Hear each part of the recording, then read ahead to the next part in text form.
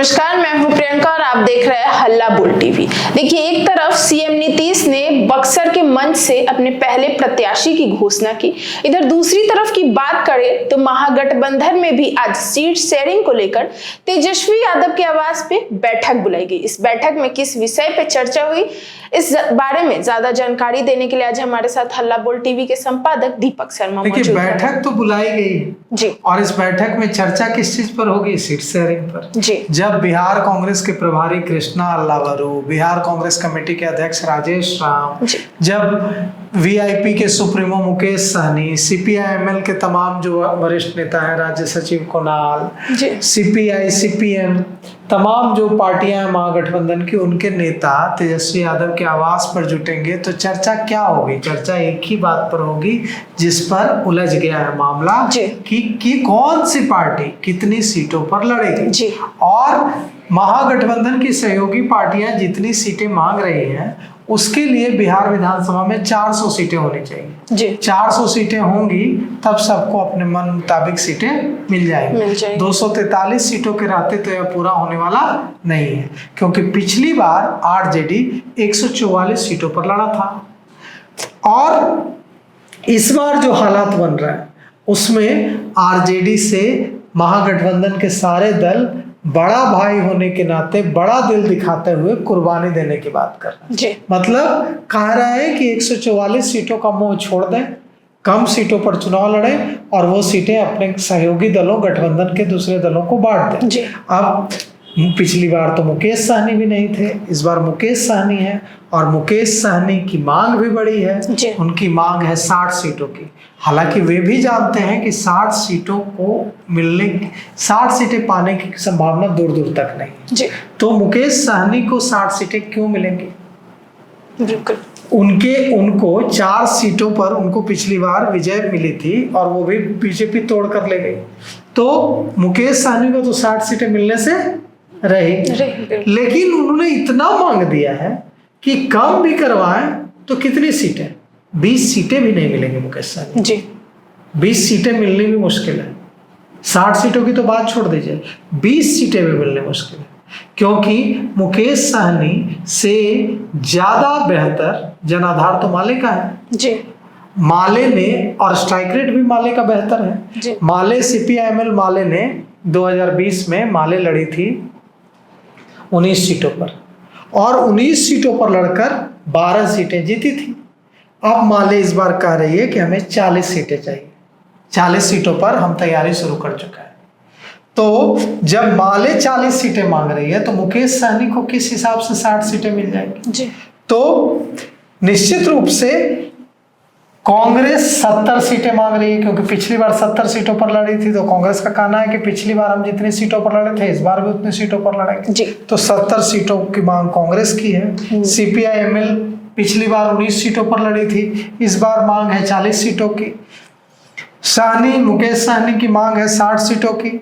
और आरजेडी जो 144 सीटों पर लड़ी थी, कहा जा रहा है कि कितना भी कुर्बानी देने को तैयार हो जाए 130 से कम सीटों पर नहीं मानी। लेकिन लगे हाथ झारखंड मुक्ति मोर्चा, जो झारखंड के सीएम हेमंत सोरेन की पार्टी है, शिशोम गुरु शिबू सोरेन की पार्टी है, तो उन्होंने मांग कर दी है 12 से 14 सीटों की। अब जेएमएम को भी पता है कि 12 से 14 सीटें तो दूर 2-3 सीटें मिल जाए बहुत है जी। लेकिन मांग तो सब कर रहे हैं। इस बीच पशुपति पारस की पार्टी का क्या होगा?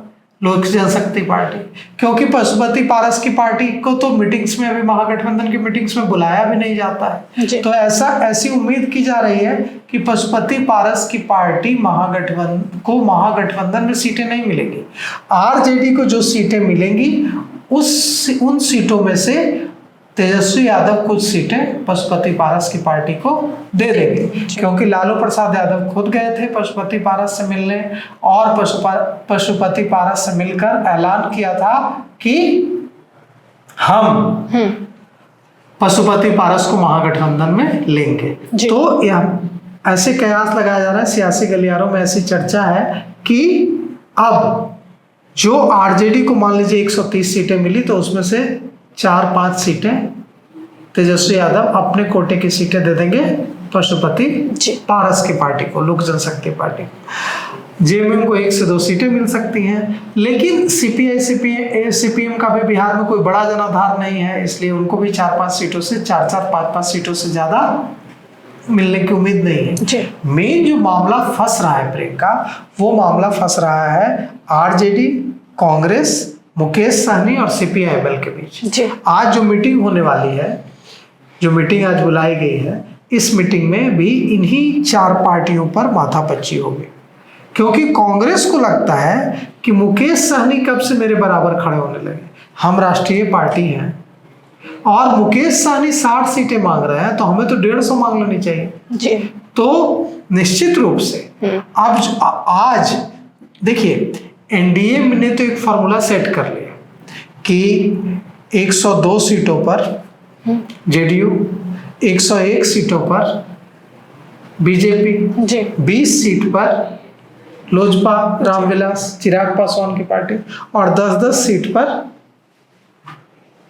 उपेंद्र कुशवाहा की पार्टी आरएलएम और जीतन मांझी की पार्टी हम। ये फॉर्मूला सेट कर लिया और इससे चिराग पासवान नाराज हैं, बेहद नाराज हैं। बावजूद इसके बीजेपी और जनता दल यूनाइटेड अड़ गया है कि यही फॉर्मूला रहेगा, मानना है तो मानिए, नहीं मानना है तो आप स्वतंत्र हैं। लेकिन महागठबंधन में अभी तक कोई फॉर्मूला फाइनल नहीं हो पाया। हर बार जो फॉर्मूला बनता है उसमें कोई ना कोई रुकावट आ जाती है और तेजस्वी यादव और खासकर राजद सुप्रीमो लालू प्रसाद यादव चाहते भी नहीं है कि अभी कोई फॉर्मूला बने।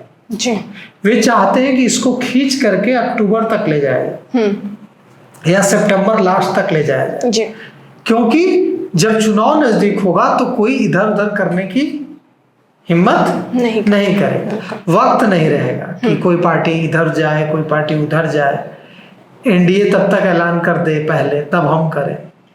तो इसलिए लटका कर रखना चाह रहे हैं लालू प्रसाद यादव, लेकिन माले चाहता है कि सीटों का ऐलान जल्द हो।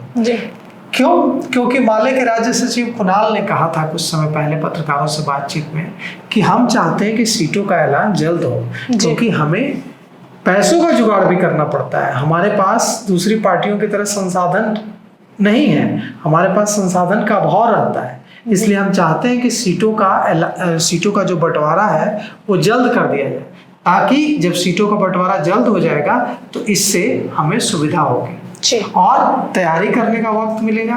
तो आज देखिए सीपीआई-एमएल तो दबाव बनाएगा कि जल्द कीजिए सीटों का ऐलान, ताकि हम कर सकें तैयारी, रिसोर्सेज जुटा सकें।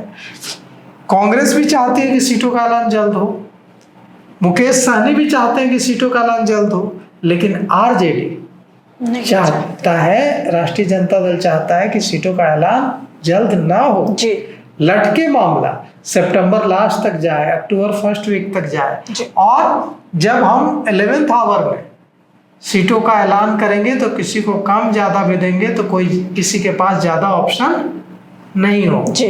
ये इसी तरकीब के तहत, इसी प्लान के तहत आरजेडी इसको खींच रही है। लेकिन देखिए आज जो बैठक है इसमें क्या फॉर्मूला सेट होता है और किसको कितनी सीटें मिलती हैं। लेकिन महागठबंधन में सीटों का गणित बड़ा उलझ गया है, क्योंकि मुकेश सहनी 60 सीटों की मांग कर रहे हैं, यह मंजूर नहीं है। साथ ही डिप्टी सीएम की मांग कर रहे हैं। डिप्टी सीएम पर देखिए कैसे अब्दुल बारी सिद्दीकी ने कुछ दिन पहले कहा था मुकेश सहनी की इस मांग पर कि हमें तो कोई जानकारी भी नहीं है कि मुकेश सहनी को ऐसा कोई वादा किया गया है। कांग्रेस के जो विधायक दल के नेता हैं शकील अहमद खान, उन्होंने भी कहा था कि हमें तो जानकारी भी नहीं है कि ऐसा कोई वादा किया गया मुकेश सहनी के साथ। और आज कल एक निजी न्यूज चैनल से बातचीत में तेजस्वी यादव से जब पूछा गया कि मुकेश सहनी तो रोज आपको मुख्यमंत्री बनाने की बात करता है, तो आप इस पर क्या कहते हैं, मुकेश सहनी को आप डिप्टी सीएम बनाएंगे ना? तो उन्होंने भी घुमा दिया। उन्होंने कहा कि चीजें तब जब तय होंगी तो चीजों पर देखा जाएगा, तो देखा जाएगा कि 1 डिप्टी सीएम होंगे कि 4 डिप्टी सीएम होंगे। उन्होंने बेचारे मुकेश सहनी का दिल ही तोड़ दिया। तो अब देखिए कि यह जो दिल तोड़ा है इसको आज मीटिंग में जोड़ते हैं, या यह जो दिल जो है टूटने की जो खाई है वो इतनी ज़्यादा बढ़ जाती है कि पिछली बार जैसे मुकेश सहनी बीच प्रेस कॉन्फ्रेंस से यहाँ कहकर उठ गए थे कि तेजस्वी यादव ने मेरी पीठ में खंजर घोंप दिया, वो कहीं इस बार भी वही ना हो जाए, फिर वे बीच प्रेस कॉन्फ्रेंस से न उठ जाए कि तेजस्वी यादव ने हमारी पीठ में खंजर घोंप दिया और अब हम बड़ा फैसला लेने जा रहे हैं। तो आज की बैठक में कुछ बड़ा फैसला होने की उम्मीद है, देखिए शाम तक खबर आ जाएगी। ठीक, तो जैसा कि आपने सुना और इन सबको लेकर आपकी क्या राय हमें कमेंट सेक्शन में जरूर बताइएगा। इस पेशकश में इतना ही, तब तक के लिए बने रहे हल्ला बोल टीवी के साथ। धन्यवाद।